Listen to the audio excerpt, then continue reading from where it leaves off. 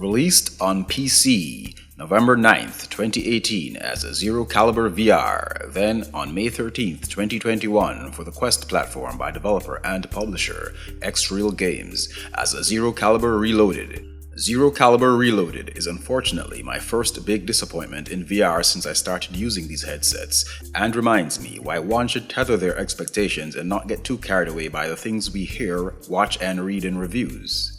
And yes, I know, this is kind of odd coming from a reviewer, but Zero Caliber Reloaded seems to have gotten a free pass simply because it's a VR game with good gun mechanics. And of course, because VR is still in its niche phase, we're still a part of that I'm happy to try out just about anything devs cough up at this point place in our VR gaming lives. But from what I have experienced here, Zero Caliber Reloaded is a pretty bad game. Let's get this started, shall we?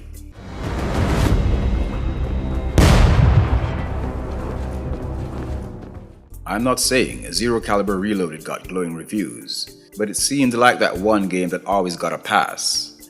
And if I have to be that one guy in opposition, then so be it.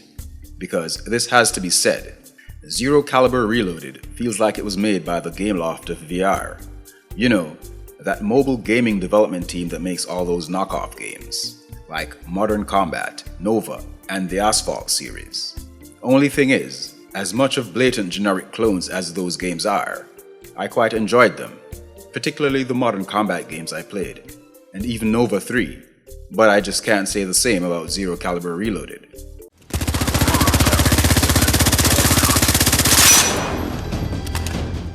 The story of Zero Caliber Reloaded is the first red flag of how generic and downright awful this game is. The story is so thrown together, so rushed out the gate, without a care in the world. This is fresh water, probably worth more than my house. How the hell did they get this much of it? You're a part of a military organization going up against a seemingly cult-like terrorist group in a battle over water supply. Then by game's end, there's this plot twist, with the whole traitor in our midst thing, but it was so poorly told, with no cutscenes, not even some stationary hand-drawn sections, nothing. You never really see who it is you're talking to or about, so there's nothing to pull you in, much less keep you invested. Talia, why are you doing this? Why betray us and your country? And I'm not blaming this on the water crisis theme either, as I've seen generic, done-to-death stories told in huge AAA games, but they were told well enough, with elements that gave you reasons to give a shit. But here, there's really no reason to. And this isn't an indie budget thing either. You do not need a huge budget to tell a story better than this. Were you in the purification plant? Yes, water. Clean, pure, precious. Information that means life or death for the OSA, for the whole world. Incoherent, uninteresting, forgettable, irrelevant. These are the words that come to mind when I think about Zero Caliber Reloaded's story. And to all who may say, we don't play military shooters for the story, well, good on you. Guess that partially explains the passes this game's got since launch. Prepare for heavy resistance. Talia has escaped.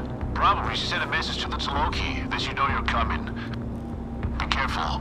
The most important thing is to take over the place and get that water. Then at the end of the game, there's reason to believe there will be a sequel, as it ends with a bit of a cliffhanger. But to that I say, no thank you. I'm not going through this again. And after running through this campaign, which clearly should have been cut in half, you're given nothing. It just ends abruptly. We will find you. And you'll be trying to court-martial, I swear. So let's try hard to escape. The story and its presentation, however, were not the only problems here. Let's move on to visuals. I am aware of the Quest's graphical limitations, so let's not go there. And I'm also aware of how much better the PC version of this game looks. Let's not go there either.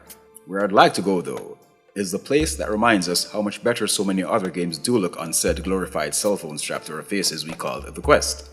But without kicking Zero Caliber Reloaded too hard in the nuts, I'll admit, while most of the game looks really bad, graphical updates after updates aside, the gun models look decent. Nothing nearly as good and detailed as games from other indie studios like Battle Sister and Contractors, but they do look okay. But that's where the fun stops. The environments, the NPCs, objects in the environments, they all look so bad. Then, unlike a game like Battle Sister, You have scoped weapons, but the visuals here are so bad that looking through the scope feels like I'm violating my eyes. It's really that bad to the point that I gave thanks for the laser sights. I'll get back to them in a few. Now I am aware X-Real Games have been improving these visuals consistently since launch, but it leaves me to wonder how bad they looked a year ago. There's little time. I think they found me. We were forced to work on a secret project. They called it Right. Over in the sound department, not much going on here either. The sound effects are fine. I have no complaints here, but the music, don't quote me on this, but it felt like I was listening to the same looped track for the entire game, or at least for a whole bunch of stages, and just like literally everything else here, it was so generic, so soulless.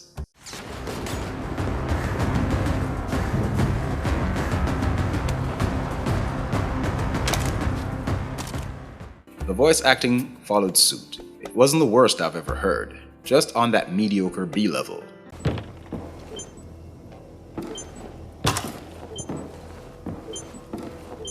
You're OSA. That's a relief. We had to delay them while our families get away.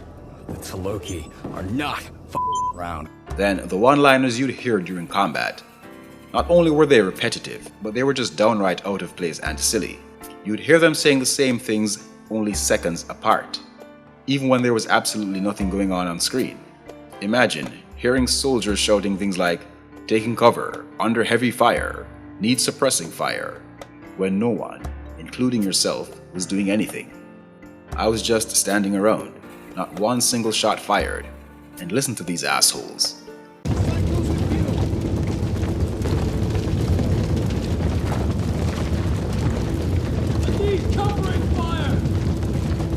Let's get to the meat and potatoes, the gameplay. On startup, you've got the usual suspects in the options settings. Fiddle around with your comfort settings and find what suits you. You've got a shooting range, which I never visited, because at this point in my VR gaming life, and after the tutorial given in-game, I didn't need to test the weapons out, and to be perfectly honest with you, once you've found a gun you like, upgraded it with the in-game currency you receive after each mission, with a laser sight, a magazine that doesn't run dry after one trigger pull, a decent enough scope, you'll really never need to change your gun again, or even use your sidearm, unless you're simply curious or bored. So I had no need to visit the range. There are even points in the campaign where you can find these hidden cases with other weapons, but I never once felt the need to use these, and did not feel accomplished when I found these secret areas. There's also the option at the start of each level to take other guns laying around. Again, I saw no point. This was awful. So let's get deeper into the single-player campaign, which is really what this review is about, where you slog through over 20 levels with a choice of 3 difficulties. Now here's why I use the word slog. You've got 3 difficulties, and after playing the first level, I realized this game is more fun when played on the hardest difficulty, Veteran. The game is genuinely more fun this way, or so it seemed. Here's the problem with the difficulty options. First, a harder difficulty does not mean the enemy gets smarter. It means they're as dim-witted as they were on the recruit difficulty. But now, their shots hit harder. They don't seem to miss, and don't need to even aim really. It feels like they'll just start shooting right at you before you're even in their line of sight. So the second you're in their line of sight, there's a bullet with your name written on it, packaged and inbound waiting for your dumbass. Just friends. The way I see it is like this. A game's difficulty should not feel artificially manufactured. The enemy should still be as vulnerable as they were on a lower difficulty, just smarter, as in a real-life scenario. Even if they're aliens, robots, whatever, they should still be the same species, build, class, just smarter. Your character shouldn't be weaker. You should be the same you, just with smarter, more tactical opposition coming at you. But hey, maybe that's just me.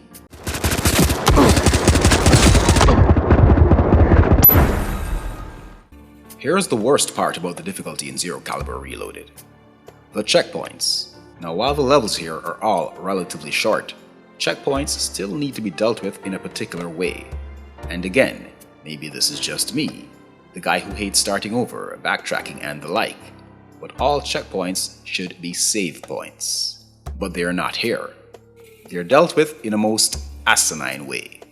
First, you never know what the devs deem a checkpoint and a save point.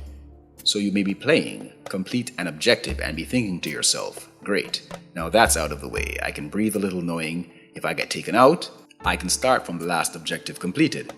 But no, sometimes you will, sometimes you won't. And here's the worst part. When a checkpoint is handled as a save point in game, and you're allowed to expire and begin at said checkpoint, best believe, if you quit the game, your ass is starting back at the beginning of that level. So once you start a level, you better complete that shit, no matter how frustrating it becomes. And this brings me back to the difficulty options. While playing on the hardest difficulty feels better, more rewarding, it's just not worth it. The hardest difficulty isn't impossible, but it can be pretty hectic. And to be punished for taking a break just isn't worth the stress. Zero Caliber Reloaded just isn't that good a game to warrant that shit. And to come to think of it, I don't think any game is. I could be playing my favorite title in the world. If I can't quit and resume mid-level, or wherever it is I last got a checkpoint, then I'm out. This isn't back in the days of the NES. Fuck that.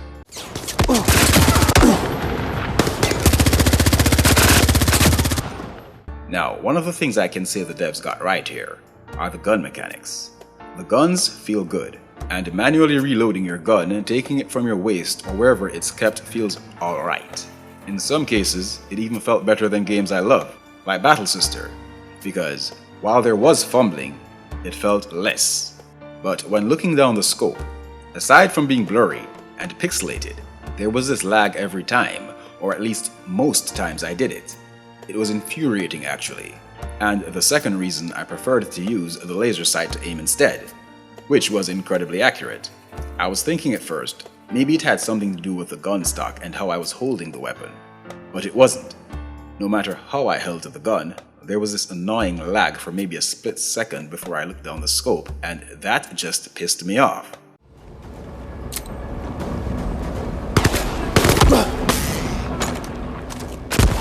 Then the grenades. We're back to square one, people. Oh, how glad I am I played Battle Sister, so I can stop blaming myself for shoddy throwing physics in VR. So far, only Battle Sister got this right. Throwing a grenade in Zero Caliber is just as bad as Contractors and every other VR game I've played where throwing is required. Get this shit sorted out, people.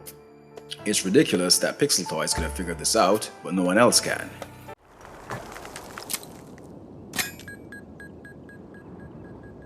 Good job. Grab a few more grenades and proceed to the close quarters combat training. There were also some annoying, buggy moments like this here, where I was climbing a ladder and somehow dropped my gun mid-climb. Now, things like this may not have been so irritating were this a better game, but when trying to plow through a boring experience like this, just to make sure I was giving this game a fair shake, not just playing it for 30 minutes, then taking a shit on it, playing it through to the end to find any redeeming qualities as any proper reviewer should, only to be experiencing crap like this magnifies the situation. It really does.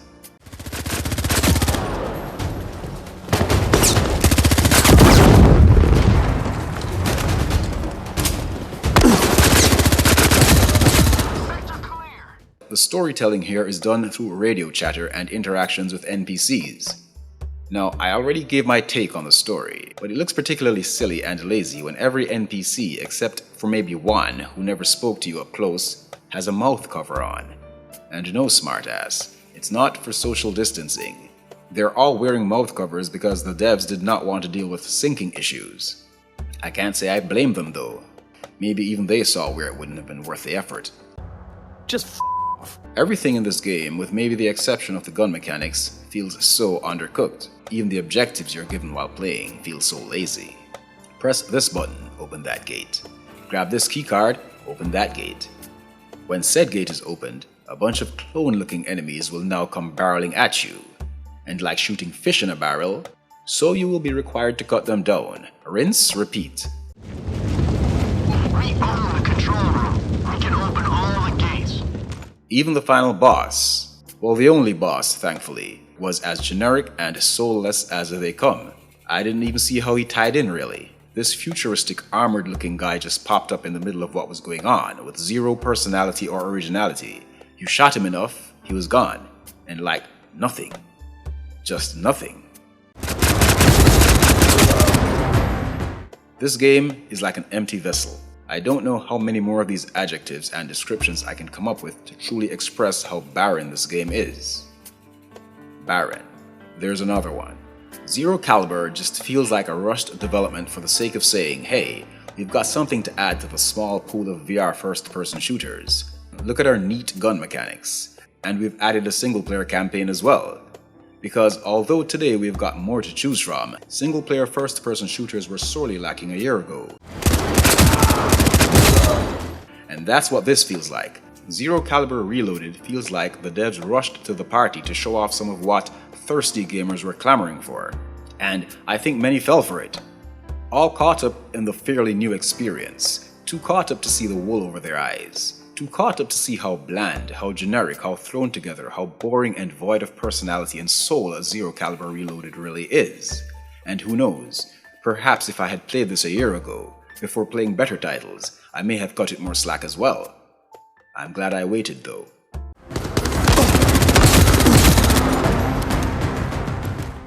In single player, you also have a survival mode.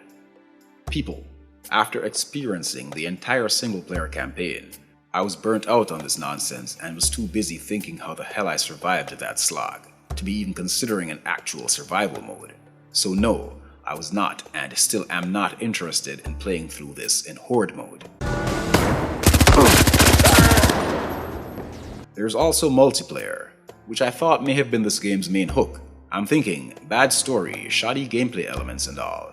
Perhaps this would be fun with other persons, and while I still had and still do have my doubts, I was unable to find anyone else playing. In multiplayer, you should be able to play co-op, survival, and PvP, but how good or bad that may be is yet to be seen.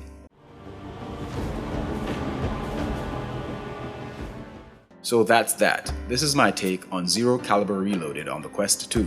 And like I always say, this is just one man's opinion. Ultimately, it's your choice. I'm pretty certain there are people who loved this game, and to those who did, I cast no judgments. Like I said, I loved me some Gameloft titles back when I played more mobile games, like Modern Combat. I even bought one of them on the Switch, so I guess he without sin cast the first stone kind of deal. Do your thing. These aren't called video games for no reason. Games are meant to be played and bring joy, and if you found joy here, more power to you. Zero Caliber Reloaded felt good in the tutorial and maybe first 2 stages. I felt promise, but that shit was quickly dashed less than an hour or more in.